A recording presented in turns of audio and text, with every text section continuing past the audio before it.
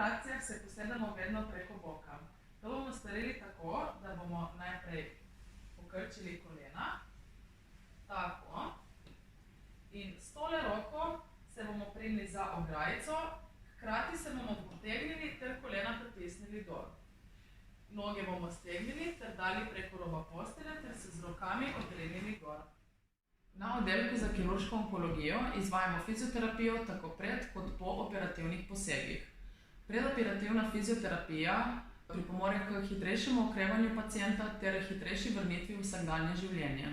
Bolnike najprej ocenimo, da preverimo, kakšna je njihova telesna pripravljenost.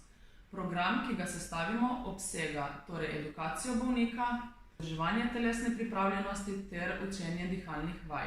Prav tako bolnike naučimo pravilnega posedanja že pred operacijo, zato da je kasneje manj pooperativnih zapletov, da se rana lažje celi.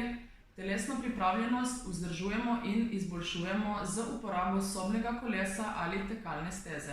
Vaje vedno individualno prilagodimo. Dihalne vaje učimo z namenom izboljševanja splošnega počutja ter boljšo predihanost pljuč. Nekateri bolniki po operaciji potrebujejo bodisi kakšen pripomoček ali pa pomoč fizioterapevta pri hoji. Na tekaški stezi lahko prehodijo večje razdalje v različnih hitrostih ter z različnim naklonom. Na sobnem kolesu, kjer pa vadba poteka bolj nadzorovano, saj je možnost naklona hrbta ter je prilagojene višine, pa lahko prav tako spreminjamo obremenitev in čas izvajanja.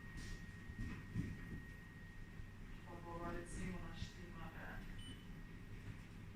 čas, bomo dale 10 minut, pa bova začela z najnižjo obremenitvijo. Tukaj pa z najnižjo hitrostjo začetek, ne? Tukaj smo rekli je čas.